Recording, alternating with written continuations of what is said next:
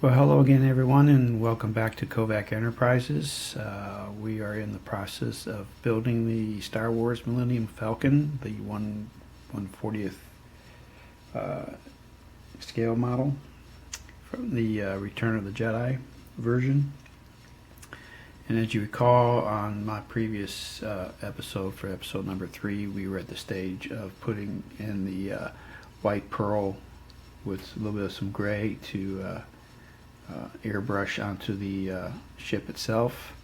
And at the end of the episode 3 video, we promised to this video here, which would be of course episode number 4, we were going to start dirtying up the ship and make it a little bit more realistic, like they had it in the movie itself, under kind of battle conditions. And I'll show you how I came about doing that.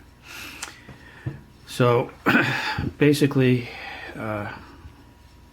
this is one of the items that I did use. It's the panel line accent color. This is the black version here. And of course, we just untwist it off here, and we used a little brush that came with it, as you can see there. And this is the results of the first stage of putting the panel line color onto the actual hull of the ship. This is the, of course, the upper hull itself with the heat vents. And hopefully the light will pick up on this. But like I said before, we, and let me see, unscrew this here for a second for you. So basically we took the little brush and we actually placed it on all the little grooves on the entire ship, and of course gravity took over and actually filled all the grooves and seam lines on the ship itself. So we kind of did that first as our first stage, and then once that was done, I took a number 3 brush, which is right here, and I actually dipped it into the actual bottle itself, and I went ahead and just brushed everything from top to bottom, the entire ship itself. And once that was all done, of course, then I kind of dabbed it off with some paper towels to give it that more of a dirty look to it, because it's been around for quite a while. And after that was done, I went ahead and started putting on some of the stickers. Now the stickers that because there's actually 2 ways of doing this. There's the sticker you can use, or the water decals. And I opted for the actual stickers because they were a lot easier to kind of put on here because of all the fine details on here. So here's like one example right here. We'll take a little pen here, or a little toothpick, and we actually laid this in place here, put it down, and as far as the directions of where the sticker placements are supposed to go on the ship itself. And once I initially laid it onto the correct panel that's supposed to be on there, I actually took the toothpick and I kind of burnished it around all the nice fine details, as you can see here, because these are all kind of raised up a little bit. So we just kind of made that nice and clean and burnished it so that it's more or less part of the ship now. As far as any kind of battle damage or scars on the ship itself, as you can see right here, I actually took some of the Craft Smart black acrylic paint, and I kind of dabbed a little bit of some paint on there, and I actually used the end of a Q-tip, and I let it dry up a little bit, and then I came in there and I just went and just kind of started making my little pattern of how I wanted it to look. So and just kind of rough it up a little bit. So that's kind of like how I did that part there. This part there that looks kind of rusty, kind of look right here for you. Coming off one of the main engine components here of the ship there, you can see it kind of coming down this line here.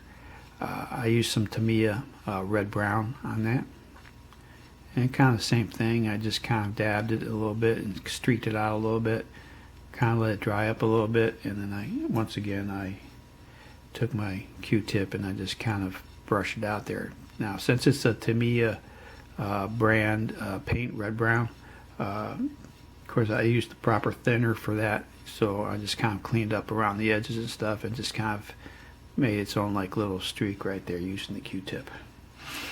So that's another kind of like little thing that I did there. And then of course I come over here, little battle damage in relationship to what the picture of the cover on the box looks like. I also took the Craftsmart black acrylic paint, satin, that I used, and I poured it in my little palette, and of course I dipped the end of the Q-tip here, and I just went 1, 2, 3, 4, and I let that kind of dry up a little bit, and I took a brush itself and just kind of dabbed it kind of like in the middle, let it dry a little bit, and then I took a little bit more paint and I used the dry brush method as far as just trying to fan it out a little bit, as you can see there. And this is kind of like the final result on that. So yeah, you can also kind of see hopefully some of the other stickers I've been putting on there as well around the base. I kind of did this half of it from this half on, especially for the top half of the whole sticker wise. So so there you go, there's that part there. I did put the as you can see, I did put the gunner section in place, and of course here's the clear part, you can see right in there. And of course I went ahead and used the stickers. They're very small, but just took my time, burnished them around the clear part itself. There's actually I think 7 of the little stickers, and then the circular type of gray sticker that goes in the center. I know it's kind of hard to see from here, but just following the directions and just taking my time and putting the stickers on. So all that is now installed in the center of the ship itself. And of course we have the guns right here. So there you go. So that's the top half of the Millennium Falcon, and we'll go ahead and take a look at the lower half. Basically the same techniques. No stickers yet, as of yet. So there you go. And of course I kind of did the same kind of techniques to show a little scarring on the underside of the ship itself, and just laid out some black acrylic paint and just kind of streaked it across. I did put one sticker on here just to put that in first before I overlaid it with some of the scarring from some of the rebel attacks. So there's that part there. And of course I kind of, as far as the mandibles, I went ahead and I applied some of the dark black acrylic paint, and just kind of dry brushed it into the engine components and stuff like that, and then just kind of dry brushed around the outer edges there, kind of look like it's worn and everything like that. So there you go. So we'll just kind of do a quick little turnaround here on the underside so you can see what it looks like. There's that.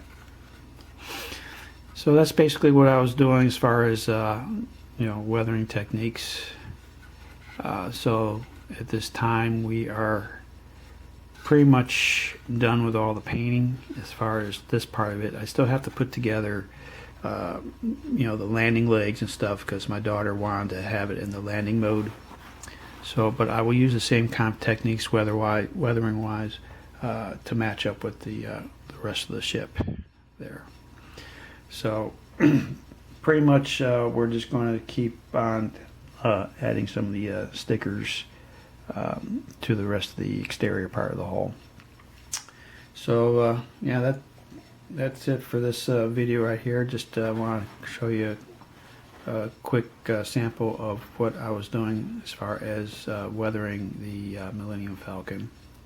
So with that being said, I hope everybody has a good day, and we will see you on the flip side.